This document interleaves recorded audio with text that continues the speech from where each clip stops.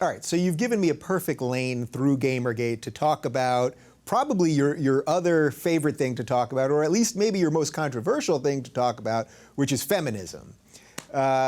So let's go there. Let's talk a little feminism. I'm going to give you this in the most broad sense. Basically, you don't like what the feminist movement has become. Is that fair to say? Yes, and one of the dangers of talking about feminism is that it's very often conflated with women, and this is done specifically. You hate women. Exactly. You're a misogynist. That's the first thing you will hear if ever you have any complaint about feminism. However, I mean, this is just obviously logically, it's nonsense. Feminism itself is an ideology, and you get male and female feminists, and you get people who are male and female opposed to modern feminism. So the idea that feminism is inherently the same as women is ridiculous. And the thing is, even the fewer and fewer women every year are identifying as feminists. At the moment, in America, only about 18% of women identify as feminists, and I think it's something about 9% of men. Whereas in say, the 70s, it was somewhere as high as 40%. So the feminist movement is, honestly, I don't think it's doing itself any favors. I think it's gone full regressive. That's the problem. You know, I would have no problem calling myself a feminist if we were in the era of, say, second wave feminism. We had, you know, it's sort of equity feminism that Christina Hoff Sommers or Camille Paglia would be espousing. You know, this sort of equal rights, equal pay, all this sort of all the sort of things that you, as any egalitarian, would be completely on board with and would find absolutely no objection to. I find no objection to.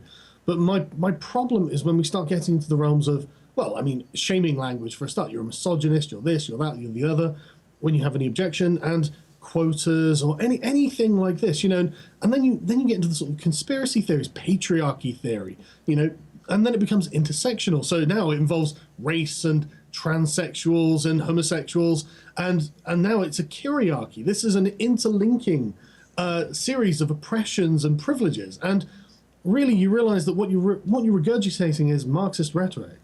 It's all, I mean, if you read the Communist Manifesto, you understand modern feminism. You know, you are talking about the male bourgeoisie and the female proletariat. And it's the same with black and white, straight and gay, and all these sort of things. And I just don't ascribe to that because it implies a shared experience that we know men and women don't have. You know, I mean, and not just men and women, like black people. You know, Trayvon Martin did not have the same life experiences as Barack Obama. You know, and so to say that being black is some sort of inherent shared oppression that they have is ridiculous. You know, it doesn't work. And my main problem really is that it's become anti-individualistic.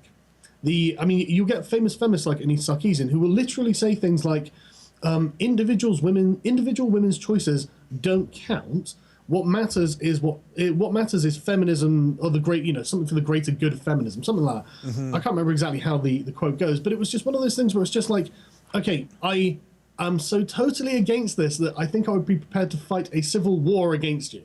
You know, these are so anti-liberal principles. I can't stand them. Right. So in a way, it's evolved to where it's no longer. First off, women aren't a minority. I think there's something like 51 or 52% of the population. But where you should be for the minority in a minority, what you're saying is that they're eliminating the minority in the minority. I think an example of that we could use from the American political space would be someone like Sarah Palin. Now, I don't like the views that Sarah Palin espouses at all. Really? But can you believe that? Yeah, I'm not a big fan of Sarah Palin. That being said, she's obviously a very influential and powerful and self-motivated woman. So in a certain sense, she's the ultimate goal of what a feminist should be, but feminists hate her, right? Absolutely, because she thinks wrong. That's the problem. She doesn't espouse regressive ideologies. She doesn't. I mean, if she called herself a feminist, fundamentally she wouldn't be invoking Marxist ideas. She would be invoking sort of libertarian ideas, the sort of the strength of the individual, hard work. You know, all these. Honestly, I think that, you know, they're not bad ideas at all. But she wouldn't be in the same camp as, say, Gloria Steinem or Bell Hooks or someone like that. Yeah. And I don't. It's weird talking about Marxism. You know, it's really weird because, I mean, almost nobody really understands it these days. But the only people who understand it academics in universities who teach it. And the Communist Manifesto is the third most prescribed book in universities in America. Just so you know, the Communist Manifesto. Wow. Communism died everywhere but in the West. It's so bizarre. We fetishize these things, right? Absolutely. People who live under communism hate communism. They think it's a terrible idea. They know that, they had to queue at 3 a.m. for milk and eggs, They think it's a terrible idea. But the people in the West have never lived through it being put into practice. And so they don't understand they don't really, viscerally understand the real true nature of it, I guess. And so, when you're sat in a comfortable house that's been built under a capitalistic system and you've got lots of money and you're doing very well for yourself, you're thinking, well, maybe we should, maybe it's not such a bad idea. And it's crazy, but it's these principles that inform almost everything about third wave feminism. It's all about power dynamics, privileged and oppressed, which is why I was watching the Young Turks the other day, in fact, and Jimmy Dore, I think it was, he actually had his tongue in his mouth, and he was saying that he was for the oppressed in every situation. So he took the example of Israel. So Israel oppresses a Palestinian man, he's in favor of the Palestinian man. And then if the Palestinian man oppresses his wife, he's in favor of the wife. And it's just like, yeah, but you've just said you are and are not in favor of the Palestinian man there, Jimmy. That is inherently contrary. You can't be in favor of the man and the wife, at the same time. Which one are you in favor of? It's that kind of, it's got this inherent contradiction to it, and they don't seem to want to acknowledge that. Yeah, and that's why, as we've said for a while now, this regressive ideology, it's always putting narrative over fact. That's really the most, when you whittle it down to what it really is, it has to be narrative over fact. So you just pick the most oppressed, and then you get everybody on the ladder, and then that's how you judge everybody, which is the reverse of judging a minority within a minority, and those are the people that we should be for. Yeah, absolutely. And the crazy thing about it as well is that these things are inherently racist and sexist. And, any other ist you want to...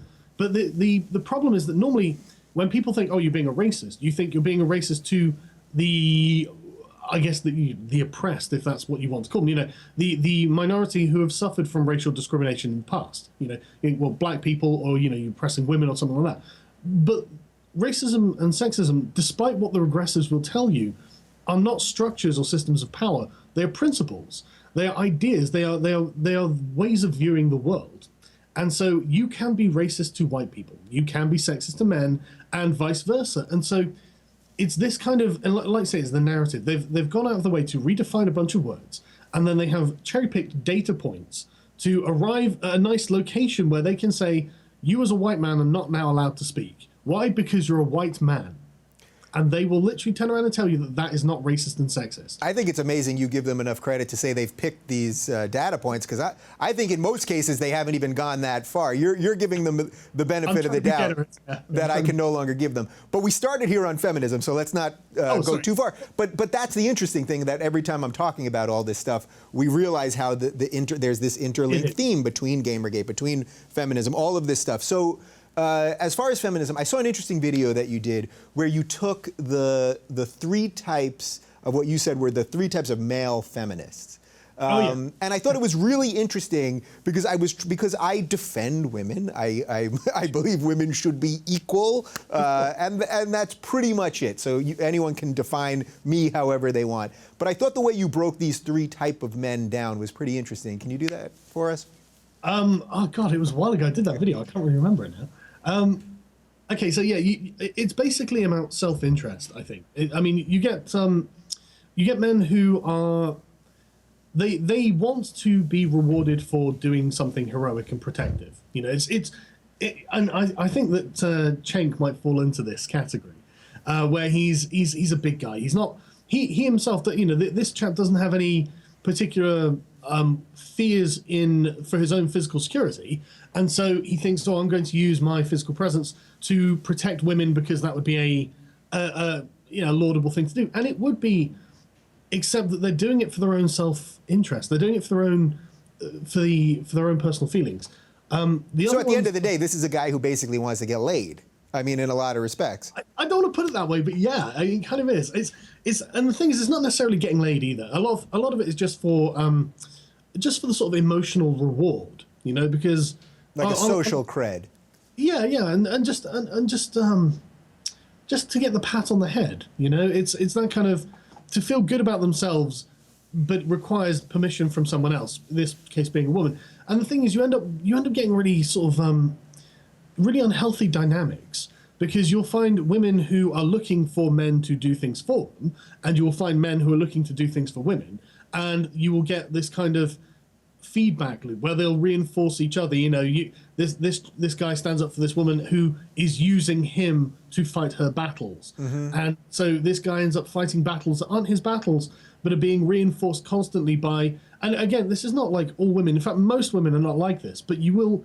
Women are humans too, and you get bad women as well as good women, and you find that this is basically one of the problems with the progressives, because like we were saying earlier, and I hate to come back to like progressives, but feminism is just one like branch under the umbrella of the progressive sort of tree, I guess. It all ties together.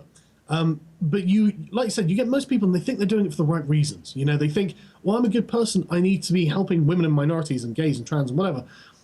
But the problem is that they have this kind of toolbox of rhetoric that virtue signals to other progressives. It shows them, say, hey, look, I'm using this kind of language, therefore I'm on your team, you can come and support me on Twitter or wherever, and so you will get people who think, okay, great, I'm going to do that because I want to be an activist, I want to do something good. And then you'll get the other kind of person who is the more malicious person who will think, great, I can use this to my own advantage. And they are the people you've got to be really worried about. I mean, there's in Gamergate, there was a woman called Randy Harper. She wasn't actually part of Gamergate, she was part of the problem. But I've never seen it more starkly represented than in her example. I think it was 2011, 2012. She was on a BSD, which is a programming language, podcast, and she was literally saying, well, I'm a woman in tech and I don't have a problem with this. I think the feminists are way overblowing this problem with misogyny in the tech industry and all this sort of stuff. I'm a woman in tech, I have no problem, everything's great.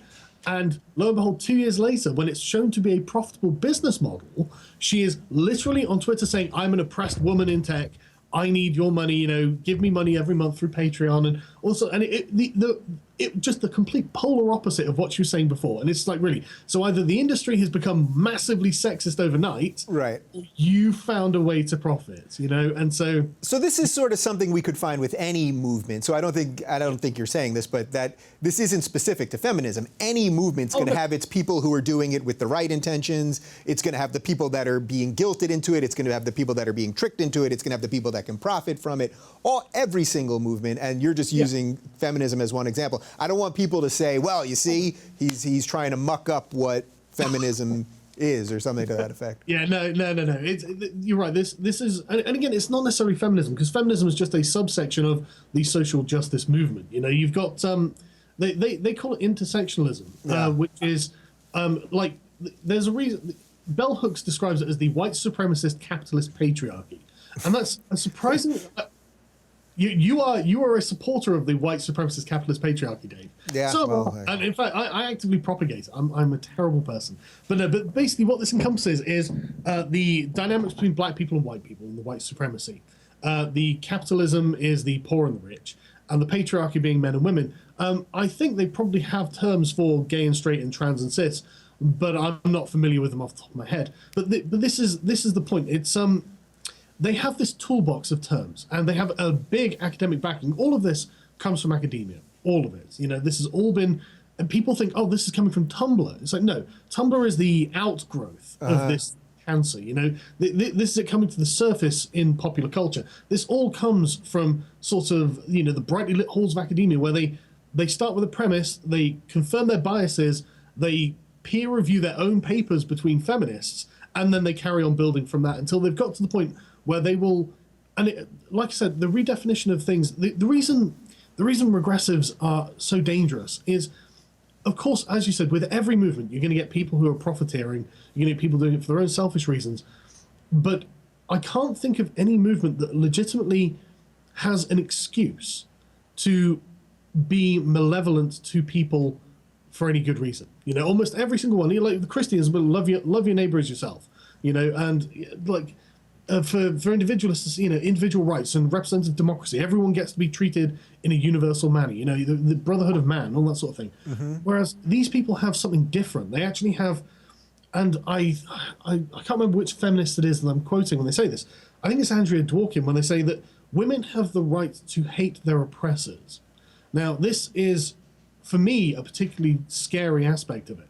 And it goes entirely for like the Black Lives Matter movement, who all subscribe to this kind of ideology. It's the way of legitimizing hatred for people based on what is perceived to be social advantages. So if they say, well, you're a white man, therefore you have social advantages, therefore it's not bad for me to hate you. I can say all sorts of things to you, and it's okay because you have privilege. I'm oppressed, you're privileged, therefore no matter what I say to you, it doesn't matter, even though in an interpersonal interaction, if you say some horrible thing to me, I'm hurt by it. I'm a regular person. My white privilege isn't actually a shield from horrible words. And also, it takes the distinction away from a male who is doing everything he can to fight for women's rights and equality, and a man who is against those things. If you just say it's white men or it's just men. And we saw this, a great example of this, I think, is a couple weeks ago with those Cologne attacks.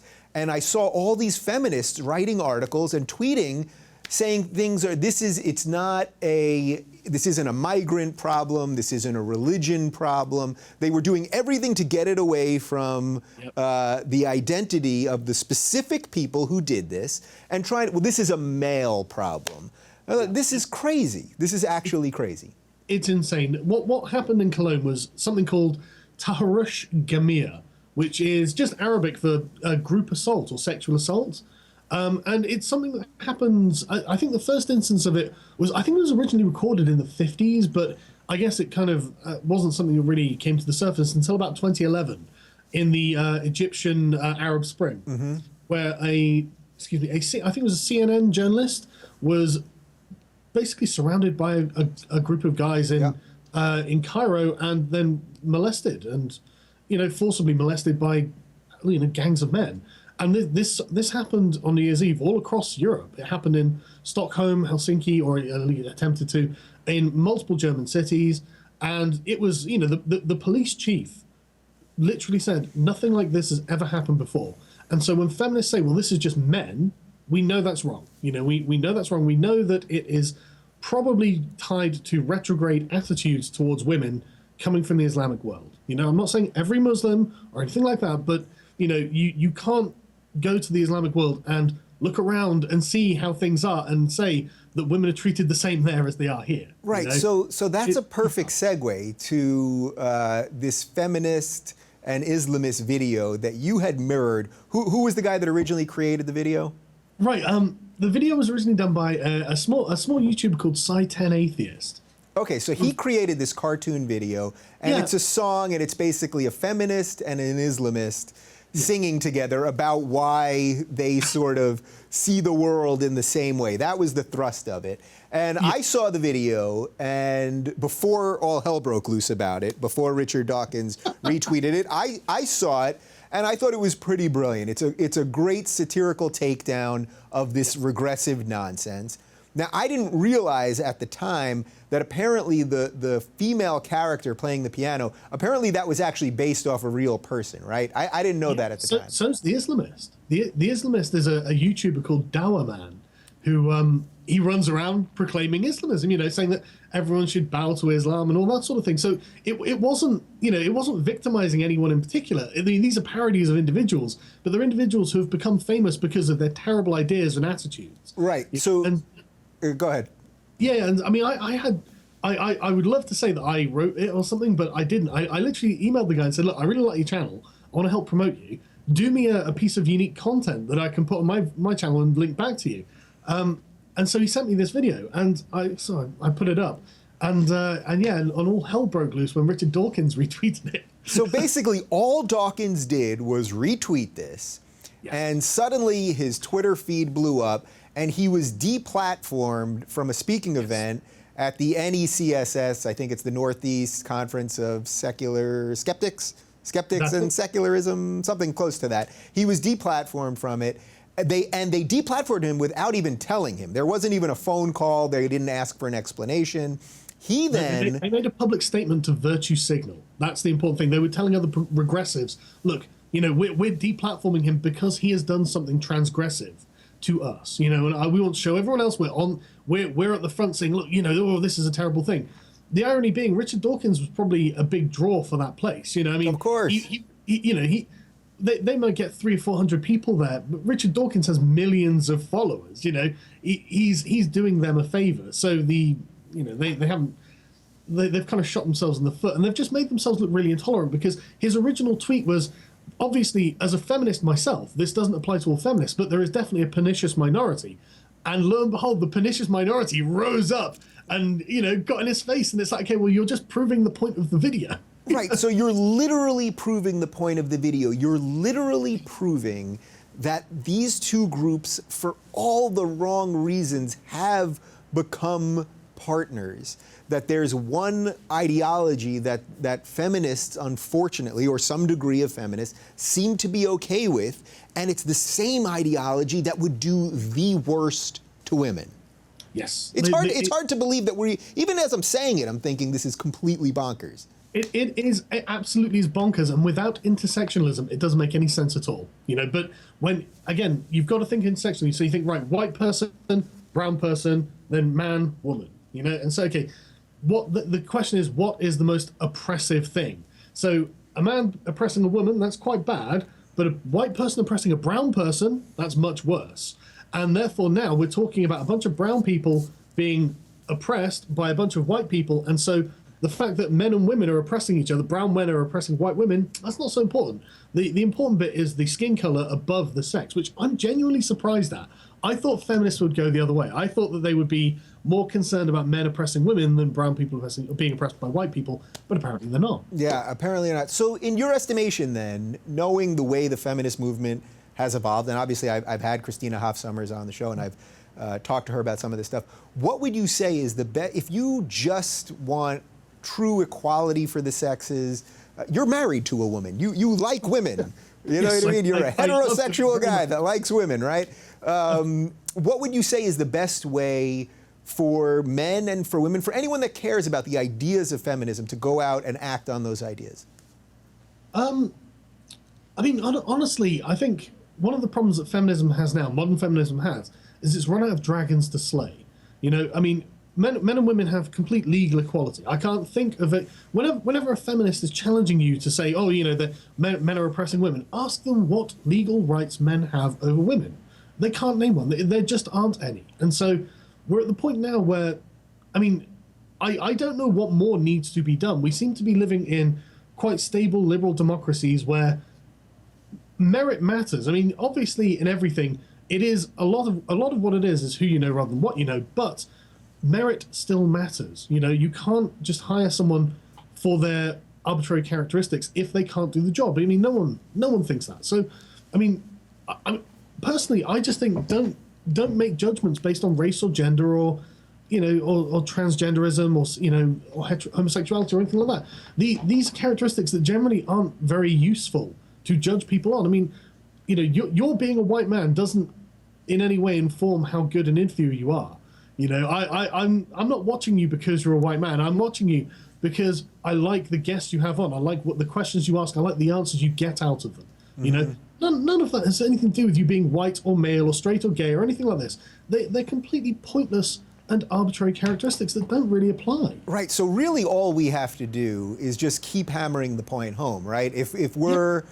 For people that want to remove this identity politics stuff, we just have to keep hammering that until it becomes so obvious. And I do think that's where, and this is where we can sort of pivot to a little more of the regressive tactics, this is where we can really beat them. They're tough to beat because we know they're gonna lie. We know they're gonna cheat and misinform people and all of those things. Yeah. But what we can keep hammering them with is we want equality for everybody, regardless of borders and nationality and religion and everything else. Yeah, the fundamental principles of liberalism are universal. That was the great gift of sort of English liberalism, is individual rights and universal principles. And don't get me wrong, we've not always applied these, evenly or anything like this. And, initially they were exclusively for white heterosexual men at the very top of the pyramid. But the point is that the principles obviously lend themselves to cascading downwards. Because as soon as you have some people who are espousing these principles, there is no good reason not to extend the franchise to everyone, which is why we now have universal suffrage. You can't, there's no justification to not, and all of the justifications given were all obviously faulty, which is why we're now at the point where we are. So yeah, it just basically stay true to your own principles. If you think it's wrong to judge by race, don't judge people by race. It doesn't matter what race they are. If you think it's wrong to judge people by sex, don't judge people by sex. All I can say is that these are timeless principles that will always be relevant. There will never be a time where someone says, actually, it is because I'm black that I should be judged, or it is because I'm a woman that I should be judged. And it's only because these people they've got a lot of good and very slippery language and techniques to persuade people that, in fact, given this context, it's right to do this. Whereas I'm of the opinion that there is no context in which it's right to judge people based on characteristics they have no control over. If you didn't get to choose it, it's not a part of your character. It doesn't describe you as a person. It just describes your body or your physical characteristics. It doesn't describe what you are like in your character. So do you think this also goes to the feeling part of this? Because that's sort of what I'm thinking as you're saying this, that there's a feeling that I think this regressive ideology is attached to. So for example, I can't give you as you just said, I can't give you an example where systemically in the United States that women are oppressed, meaning that, there are now laws protecting, equal opportunity laws and things like that. Now, that doesn't mean that women don't have a harder time related to certain things. If business deals, for example, are being done on golf courses and less women play golf, well, then they're going to be excluded. And you could probably think of many examples like that. But what that is really more about is a feeling, not sort of a systemic legal issue. And I think that's where people struggle to separate these things. Yeah, absolutely. I mean, think like what's the company that does the sex toys? And Sommers. And Sommers is a British company, I think, that it sells sex toys. It was created by a woman, and a large portion of the company is run by women. They probably don't do their business deals on golf courses. They probably have, I don't know, massage parlors or nail salons or something like. So, I know I'm sounding stereotypical, but they don't go to get golf courses. So I would have to change my position and perspective, and I would have to go to where the power is in that situation. And don't get me wrong, you're right. There are going to be cases where you have, powerful CEOs who go golfing, and the way to get into their good graces would be to go golfing as well. Sometimes you've got to make sacrifices, haven't you?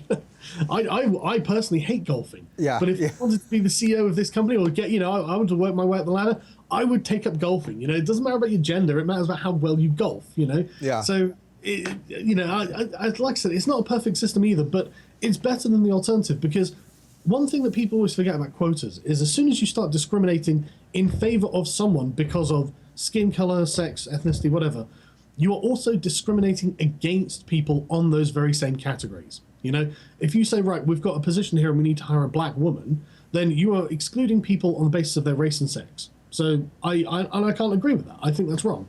Yeah. If I'm sure there are plenty of incredibly talented black women out there, therefore we don't need to make artificial adjustments, surely. And at the end of the day, if we go down this road, then where does it end? Where is the eventual logical goal? Eventually, you come to a planned economy where you can't just have, oh no, you were going to hire by merit, but now you've got 10 different categories you've got to go through. How many trans people do you have? How many queer people do you have? How many black, white, Hispanic? And so now you're not talking about how good they are at their jobs. Now you're talking about the just arbitrary characteristics of these people. And what happens when, if 3 people leave, what do you do? If 3 black people leave your company and all you have applying for jobs are white people, what do you do? Yeah.